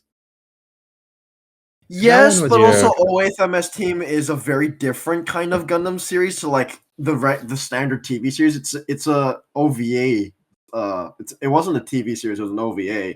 So it was designed with that intention in mind. I think with episodic series, you do need to have a bit like more length and more substance to the overarching story. But as to what like you can do regarding the series, we really just don't know, because usually Bandai doesn't tell you. They only you only know as you go along. Okay. But I can say for a big project like this, and for it to apparently take so long, I do hope that this is a longer series, because there is also like another thing is that Bandai, I don't think they realized Witch from Mercury was going to be as big as it ended up being, because they made a lot of the merch very last minute. Like you can really tell that compared to IBO for sure, they did not intend to make as many kits as they originally planned to, or they weren't planning to make like a lot of kits, because they weren't expecting the series to do as well as it did. Typical Bandai not understanding their audience as usual, but because Witch from Mercury did very well, they made a lot of last minute merchandise. They made like a lot of the acrylics, they made a lot of the stands, and in kit wise, it was literally just high grades and one full mechanics, compared to Iron Blood Orphans, like 8 full mechanics and even more high grades plus 50 episodes. Like there is the whole, people do like have the theory that Witch from Mercury was meant to be planned for 50 episodes, were cut short. No, I think it was intended to be 20, like the length it was, but Bandai just severely underestimated how popular it would be because of GQuuuuuX being in production. Like they were possibly splitting production between Witch from Mercury and GQuuuuuX, and giving GQuuuuuX the priority because Studio It's the Studio Kara, Kara. Okay. yeah, Studio Kara's on the job as well. In both, Because I'm pretty sure I will need a source on this, but I'm pretty sure they have confirmed at some point that GQuuuuuX is not a new thing that they were making. It was in production for a long time. yeah, it's Wikipedia possibly says even 2018. So 2018. It was so even in before development. Witch from Mercury. It was in development at the same time as Witch from Mercury. Okay, yeah. So Okay. they were splitting between that. Whether or not it will be 25 episodes or 50 episodes, we don't know. but I will say, I hope that it's as long as it can because the resource has to go somewhere, and I would like to see more. I would like to see a lot more. I think this one, it's got a good chance of hitting 24 or 25 episodes solely because there's two major studios co-financing it, Ryukara Yes, and that's another Sunrise. thing. Plus, they get all the merchandise. And all of the merchandise was announced when they announced the series. When Witch from Mercury was Yes. announced, they announced the two kits and some acrylics. This one has had a much bigger push. And they're already showing off all the model kits because I think they learned from how Witch from Mercury went, and they've looked at other models of, okay, these shows waited too long to put shit out, no one's buying it anymore. Because you need money to make money. Yeah. Mhm. With now we're talking about like the money and the resource. I think this is a good transitioning point.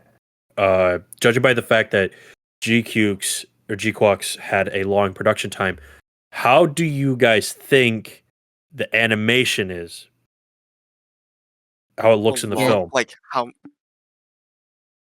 I want I to say it like was it. probably like 3 episodes because the film was like what, an hour and a half. Hour 20. Yeah, it was a Yeah, compilation of the first 3 Or episodes. I 20 think- minutes. I think Yeah, it's the I want first to say episode, yeah. 3.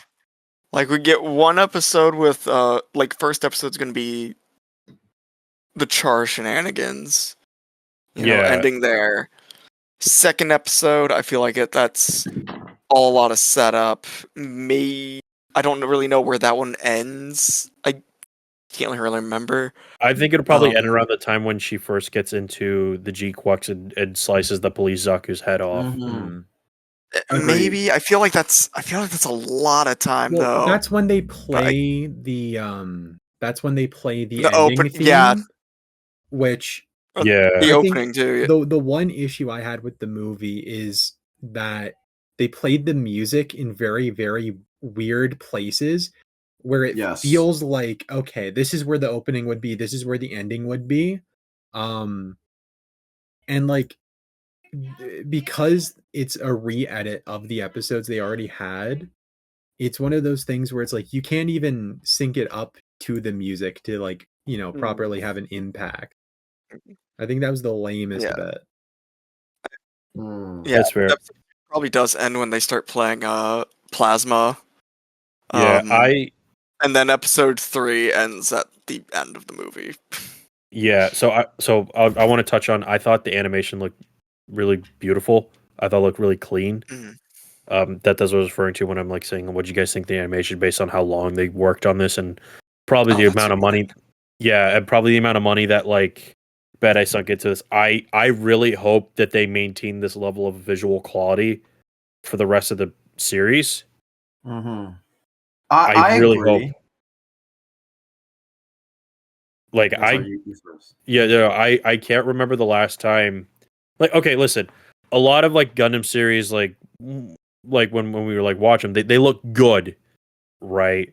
They look nice. The Mhm. animation's great, but I don't think I've ever seen it look this clean. Like this looks like, looks like really high quality. Like I don't know. Am I the only one thinking this here, or? The way I see GQuuuuuuX's animation is one of two halves. So the first thing that immediately stands out to me is the character animation, extremely expressive. I fully agree with you on the character animation. It is some of the most expressive and dynamic character animation I think Gundam has ever seen. And I think that's a huge attribute to Take's character designs and character expression work.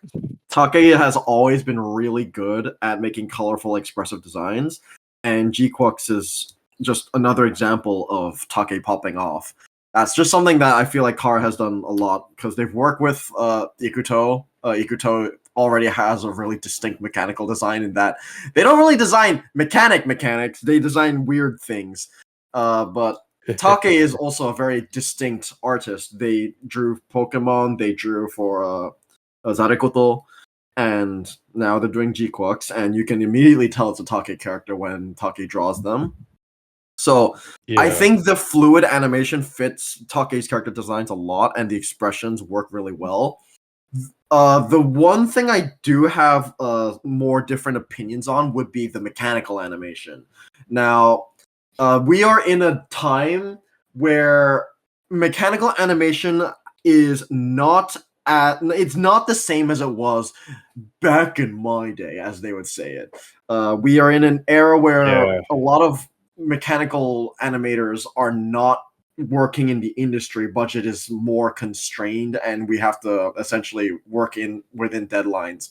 So because of that, 3D animation has become a very common thing. Even Sunrise has resorted to this unicorn ever since Unicorn Gundam, which is like one of the biggest Gundam series that brought in 3D animation, and it brought it in very well. But we also do have a lot of times where even Sunrise does fumble 3D animation. They either do it really well, such as in Unicorn and Origin, where the 3D animation is so good you basically don't care that it's 3D and don't notice. And then you have Witch from Mercury, which you don't notice it as much because Witch from Mercury actually typically uses 2D animation because one, Witch from Mercury, especially in season 1, doesn't have that many fights. Whenever there are fights, they are really good. They're very pretty, but they're always 2D. If you ever notice Witch from Mercury's 3D animation, in my opinion, it looks like complete dog shit. If you've seen episode 1, especially there's this one shot with the aerial that is really, really jarring, and then you compare it to the fight in episode 1 as well. It's like, wow, this is a big step in quality. Kara, on the other hand, they love using CGI. They love using 3D animation, and this doesn't just extend to their animation stuff. This also extends to their films. Like they use a lot of CGI in Kamen Rider, in Shin Kamen Rider, and Shin Ultraman. Ultraman, yeah. Yeah, and in Evangelion as well. Evangelion is another example where if Eva back in its day, it was a very 2D animated show. It was really good 2D animation as well because it's Studio Gainax before they switched to Kara. Once they switched to Kara, they started making the rebuilds and they used more CGI, especially with 3.0 plus 1.0. There was a lot of CGI, and Kara CGI is good, It's gross, but it's ugly, it's horrible. I would say it is noticeable. It is noticeable. I won't say it's horrible, but it is It's really noticeable. lame. And this GQuuuuuuX does have a bit of that, but if there's also another thing that Kara CGI is good at doing, it's being it's good at moving.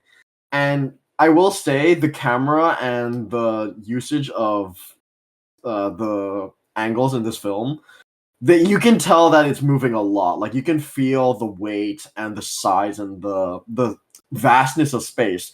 One scene that really stood out to me was the asteroid belt scene where the GQuuuuuuX was chasing the red Gundam and it was hiding in space. I really did feel like that entire fight was in space, which as much as it's weird to say, doesn't always happen in Gundam for me. Like even though the fight is taking place in space, it doesn't always feel like it's a 360 weightless environment at times. Like it just feels like they're flying around with yeah. boosters. But GQuuuuuuX really makes me feel like I am in the dead open space, that everything's moving around and there's no solid ground anywhere. So that's my thoughts on the animations. That I don't think it's a badly animated show. If anything, I think it's really good. But I have yet to see any scenes that particularly wow me, aside from, and I do need to mention this, is all the new type scenes, like the Zek Nova, and when Machu gets her new type visions. All of that is stunning. Like it is, in my opinion, the highlight of how the show looks. I have to agree. For me, I wasn't as picky with the CGI. Like I said, I thoroughly enjoyed it, like through and through, and I thought it never looked clean. I've never seen it like look this clean. Like I thought it was quite good. I did like the little detail on the GQuuuuuuX, which, for touching on the back again on that point of like, oh, they're doing their own takes on you see technology and you see plot points, but in a new and different way. The GQuuuuuX literally has a fucking unicorn style sequence with that fucking like V-fin. Yes. It's probably made with a psycho frame, which is why Yeah. it's so responsive. Plus, it's got the secondary control unit, which Unicorn has in its NTD mode. Yeah. So Yeah. there's all that, but like we're not gonna make the And now topic let's of talk about Gundam Unicorn for 50 minutes. no. But like I think everyone here has been able to talk about the animation, right?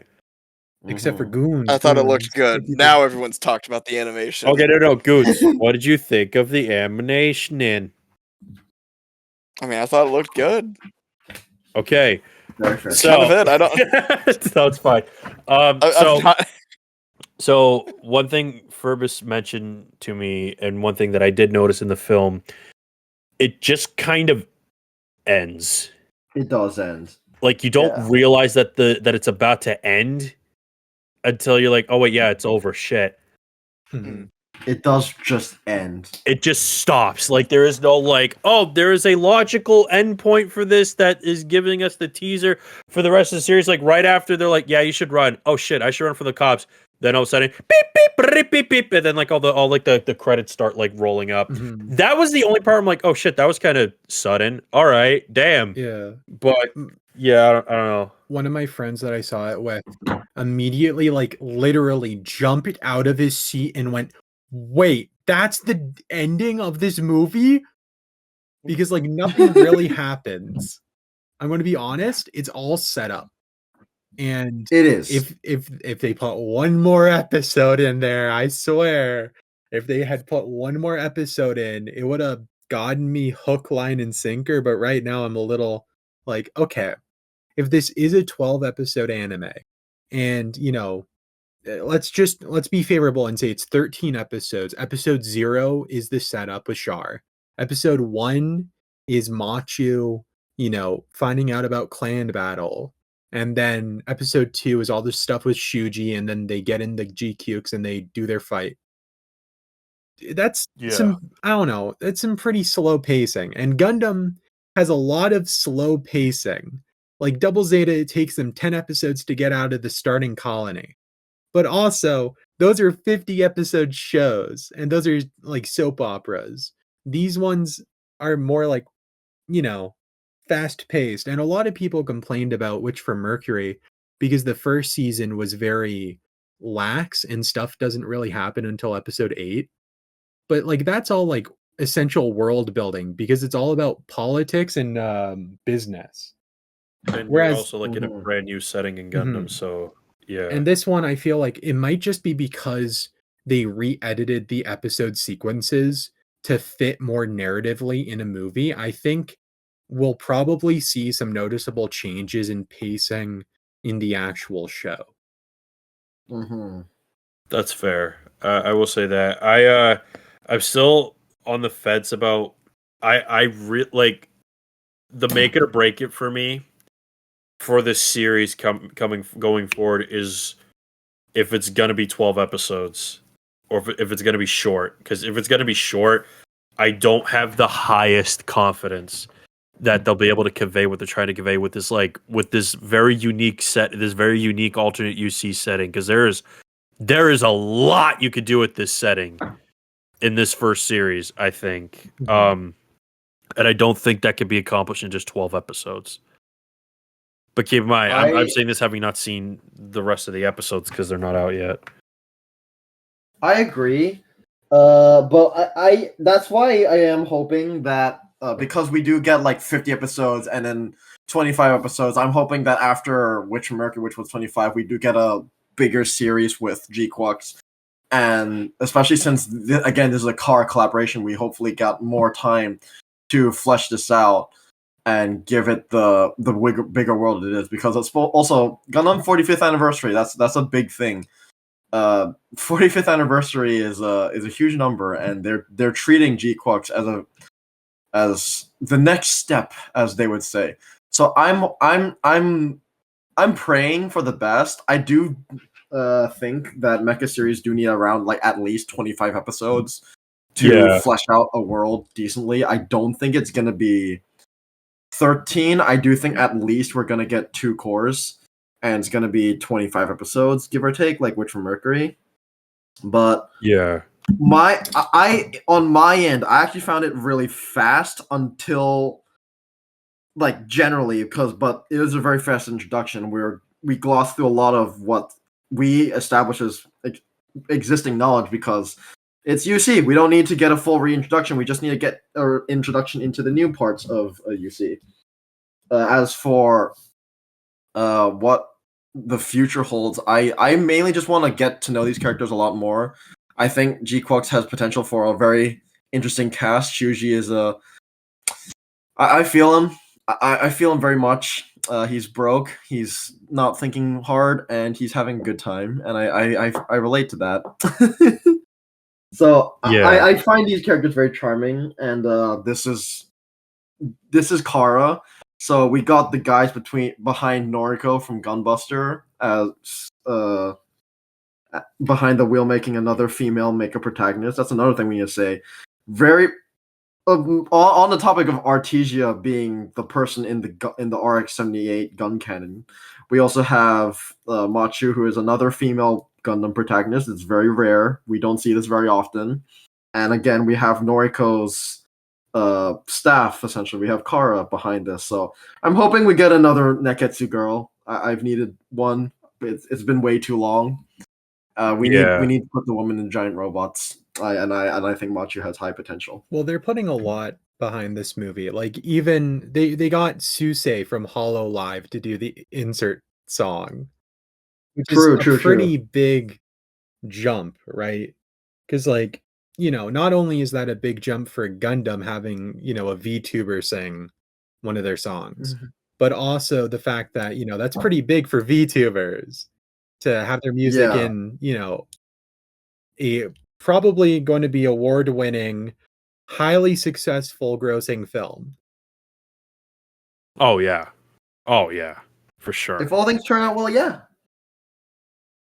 I'm really hoping things turn out well. I do have confidence that it will, though. But like, I'm pretty sure they also the film is already the second highest most Gundam grossing film series at launch ever made for Gundam, only eclipsed by Seed Freedom, which did extremely well, like ungodly well.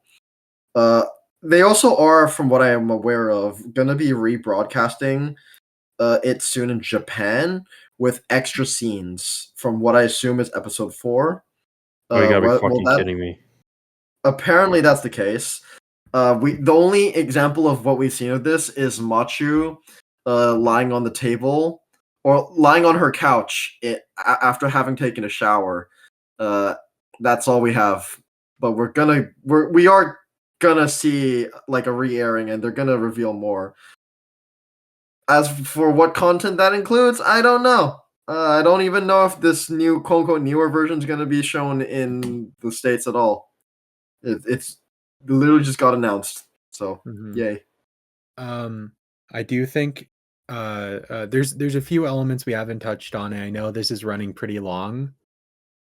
So I do want to touch on a few elements of the movie that we haven't talked about yet. Neon, pretty mysterious character. I like her. I think she's my favorite of the new characters. I think she's voiced by my second favorite voice actress, Yui Ishikawa. I think it was really funny how, you know, she's doing these illegal go sell this black market shit to these people, and she's running around with an Uber Eats bag.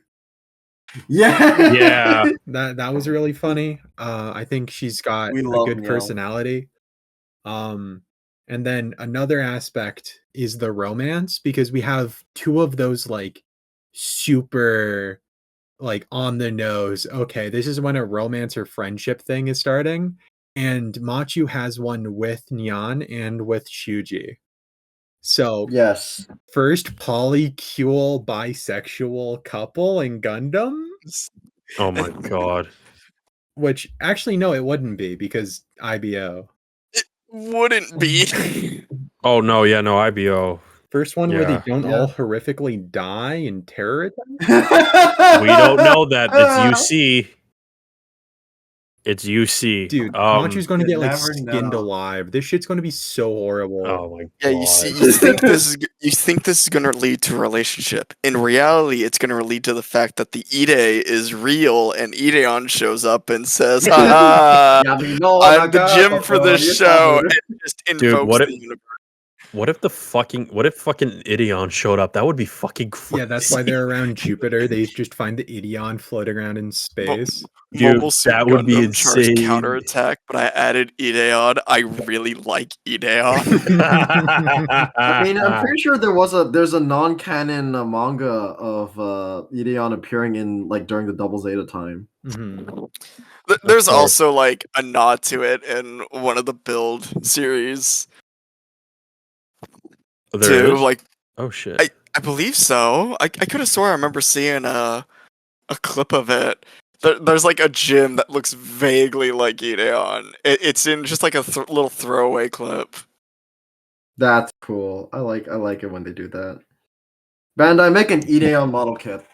Yeah. You know, It's overdue. you saying Double Zeta kind of like just clicked something in my mind. So, Machu gets a job at the clan battle group, right? Pomeranians. And Yeah. they're a part of a garbage reselling like actual business. So they're junk dealers. Judo and the crew of the Neil Argama in Double Zeta are junk dealers. They come from Shagrin Law, which is a pretty big junk dealing colony. So I wonder if they're going to have to get off that colony at some point. They're going to get off Side 6 and they're going to start exploring the universe, getting like different upgrades for their Gundam or something. Because in the that could be battles, it's fun. very noticeable how pieces of these Gundams just like chip off during those Yes. fights. So I wonder if it's going to be like a gradual IBO thing where they build up on these Gundams and like fix the parts before, you know, they get folded in with that one Xeon group who are trying to find the red Gundam. Mhm. And I wonder if they're going to come across a certain guy and his certain sister who are selling certain parts. I like that. I love my boy. That'd be funny. I think we've pretty much picked this topic clean in general, this whole topic of the film. What do you guys think? Yeah. I think it's time to give our closing thoughts and end this. Yeah, that movie What do you was guys pretty think? shit. Yeah, very funny. So Yeah, that movie all in all, fucking sucked. all in all, I love the designs of the mobile suits. I loved the movie. I thought it was good. I am enjoying the story so far. It's got me excited for the series. It's got me excited for the mobile suits and the kits coming out. I'm definitely going to be invested in tuning into this as it's airing. For sure. It did the job of getting me hyped for the show.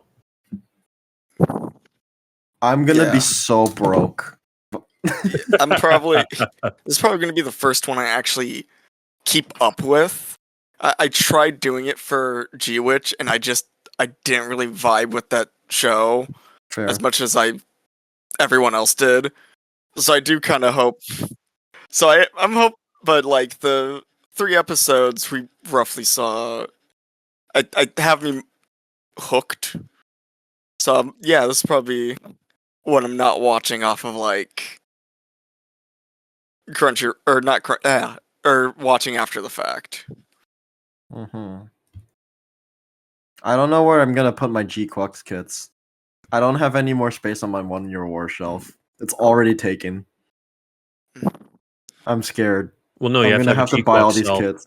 You have to have a GQuuuuuX shelf. I don't and have a have any Wonder more War. shelves. Buy more shelf.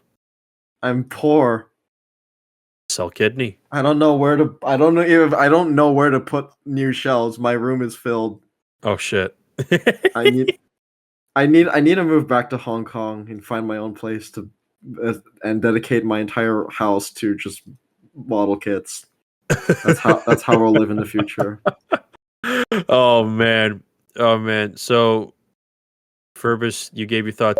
You gave your thoughts. Ah, did it again. ah, Oh Did it shit! again. Oh shit! Oh shit! No. Uh-oh. Don Make a note of that. doxed Make a note of it. him again. Okay, so Goods, you gave your thoughts, right? Yeah, I'm keeping track of everything. Goons, what did you think? I already gave my thoughts. That's No, what I do it thought. again. No, Right now. no. So, No. an MP, you gave your thoughts, right? Yes. Yeah, are we Okay. forgetting anything? You told your story about the cow. We told the story Still about have the cow. We showed the Cowman. footage of the cow. Talked about the cow. Uh, We talked for about an hour about literally 1/3 of the movie. yeah, and then another hour about the rest of the I like movie. how The we rest of it. didn't talk about any of the like impactful things about, space refugees, and it doesn't matter who's in charge. No one gives a shit about these people who just are stuck living in a constant cycle of pain and violence. Well, I mean, we that's have just Gundam now. in We it. have touched that. We have now touched Oh, we on that. did it, everyone. I touched. We did it. Yeah.